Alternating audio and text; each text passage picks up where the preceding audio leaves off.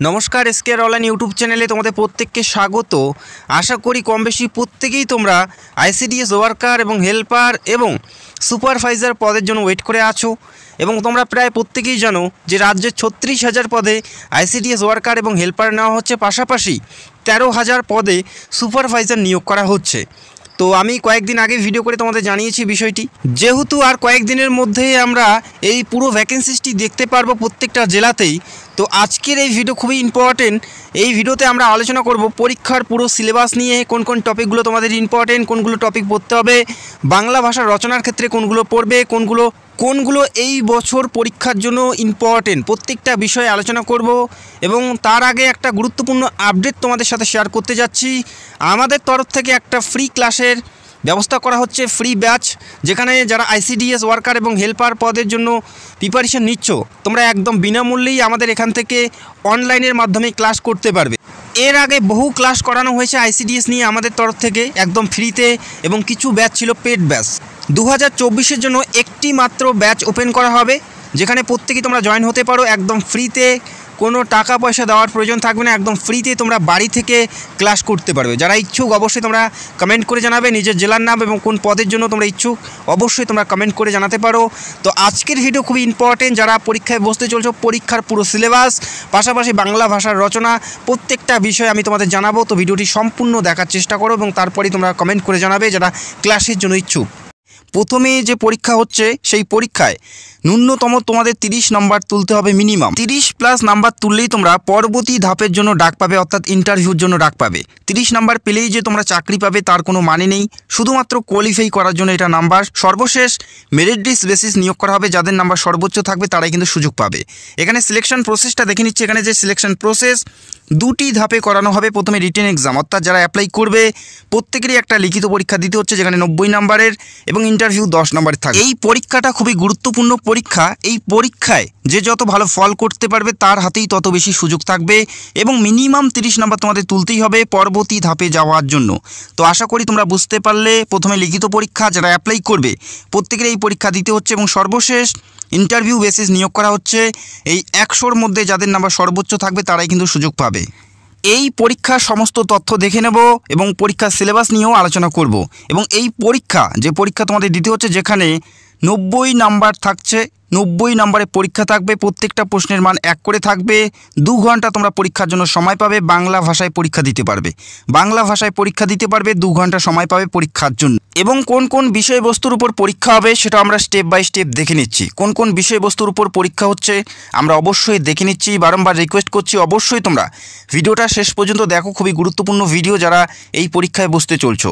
এই পরীক্ষায় প্রথমে যে বিষয়বস্তু থাকছে, সেখানে বাংলা ভাষায় রচনা লিখন, যেখানে একটি মাত্র রচনা লিখতে হচ্ছে, যেখানে 15 নাম্বার থাকবে। 150 শব্দের রচনা তোমাদের লিখতে হবে।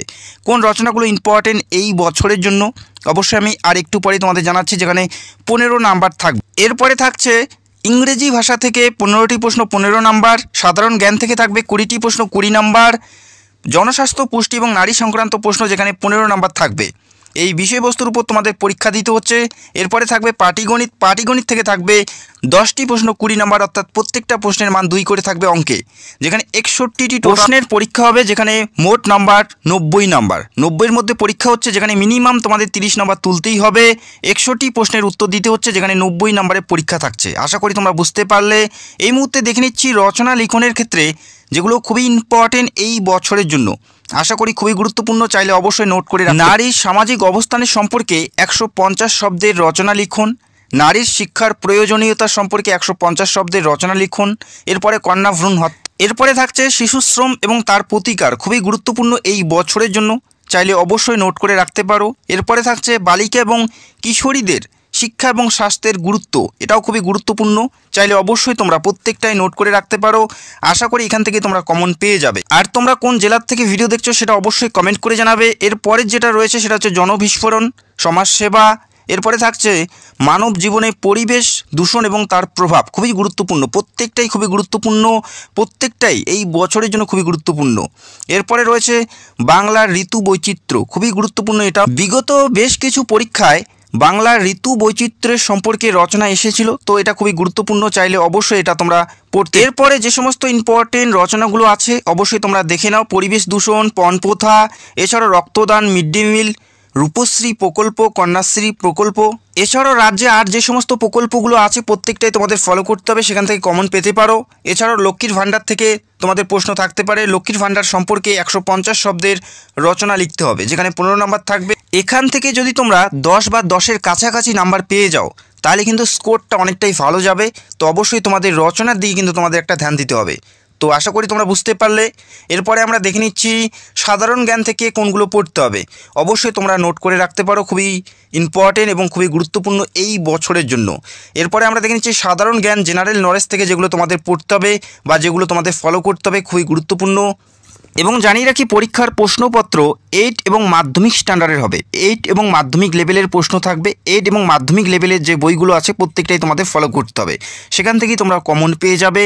যেখানে ভারতের ইতিহাস সম্পর্কে তোমাদের পড়তে হচ্ছে, যেখানে ভারতের ইতিহাস থেকে তোমাদের প্রশ্ন থাকবে প্রাচীন, মধ্য এবং স্বাধীনতা সংগ্রামের ইতিহাস।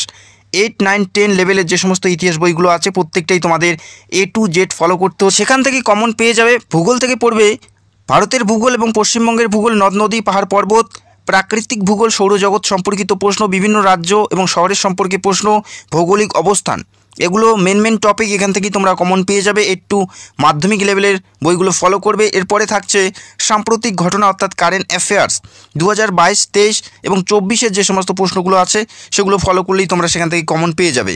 এরপরে থাকছে লাইফ সায়েন্স। 8 এবং মাধ্যমিক লেভেলের যে জীবন বিজ্ঞান বইগুলো আছে অধ্যায় ভিত্তিকভাবে তোমাদের A to Z ফলো করতে হবে, সেখান থেকেই কমন পেয়ে যাবে।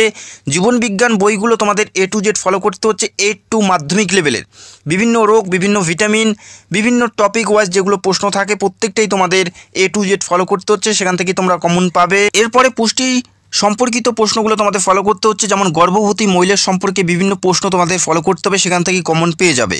তো আশা করি তোমরা বুঝতে পারলে। এরপরে অঙ্কের ক্ষেত্রে পাটিগণিত থেকে যেগুলো পড়বে, পাটিগণিত থেকে যেগুলো পড়বে বা যেগুলো তোমাদের সলভ করতে হবে সেটাও দেখে নাও।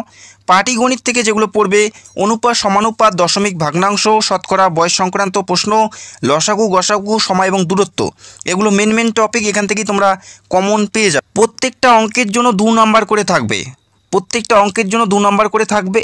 নল এবং চৌবাচ্চা, লাভ এবং ক্ষতি, ট্রেন সম্পর্কিত অঙ্ক এবং ঘড়ি সম্পর্কিত অঙ্ক কিন্তু খুবই ইম্পর্টেন্ট, আসার সম্ভাবনা কিন্তু সবথেকে বেশি। তো অবশ্যই এখান থেকে ফলো করবে। প্রত্যেকটা অঙ্কের জন্য 2 নাম্বার করে পাচ্ছ। এরপরে ইংলিশ থেকে যেগুলো তোমাদের পড়তে হবে tense, sentence, verb, article, preposition এবং অপোজিট ওয়ার্ড, এগুলো মেন টপিক। এছাড়াও আরও বিভিন্ন টপিক থাকে, সেখান থেকেও তোমরা কমন পাবে। আশা করি আরও একটি ভিডিও করবো, সেখানে আরও বিভিন্ন টপিক নিয়ে আলোচনা করব। এবং পরীক্ষা 8 to মাধ্যমিক লেভেলের পরীক্ষা হচ্ছে। 8 এবং মাধ্যমিক লেভেলের যে বইগুলো আছে আশা করি ফলো করলে সেখান থেকেই তোমরা যথেষ্ট ভালো নাম্বার পেতে পারো, সেখান থেকেই তোমরা যথেষ্ট ভালো নাম্বার পেতে পারো। অধ্যায় ভিত্তিকভাবে তোমাদের ফলো করতে হচ্ছে। এই মেন টপিকগুলো ফলো করলেই আশা করি তোমাদের পরীক্ষা অনেকটাই ভালো হবে। তো আশা করি তোমরা বুঝতে পারলে। হাতে একটা সময় আছে, আর কিছুদিনের মধ্যেই রাজ্যের প্রত্যেকটা জেলাতেই নিয়োগ প্রক্রিয়া শুরু হতে যাচ্ছে। যদি তোমাদের কোনো প্রশ্ন থাকে সেটা অবশ্যই কমেন্ট করতে পারো, রিপ্লাই দেওয়ার চেষ্টা করব। এবং তোমরা কোন জেলার থেকে ভিডিও দেখছো সেটা অবশ্যই কমেন্ট করে জানাবে। যখনই তোমাদের জেলায় নোটিশ পাবলিশ হবে সবার আগে ভিডিও করে তোমাদের জানাবো। নোটিশে কী কী উল্লেখ করা আছে, কী করে অ্যাপ্লাই করবে, কী কী ডকুমেন্টসের প্রয়োজন থাকবে, প্রত্যেকটা বিষয় নিয়ে আলোচনা করব। এবং অ্যাপ্লাই কী করে করবে স্টেপ বাই স্টেপ দেখিয়ে দেবো। অবশ্যই তোমাদের জেলার নামগুলো কমেন্ট করে জানাবে। আবারও জানাচ্ছি, যেখানে 36,000 শূন্যপদে রাজ্যে নিয়োগ করা হচ্ছে কর্মী এবং সহায়িকা পদে। প্রত্যেকটা জেলাতেই প্রত্যেকটা ব্লকেই ভ্যাকেন্সিজ আছে। অবশ্যই চ্যানেলটাকে সাবস্ক্রাইব করে রাখবে। তো ভিডিওটি দেখার জন্য অসংখ্য ধন্যবাদ। Thank you so much.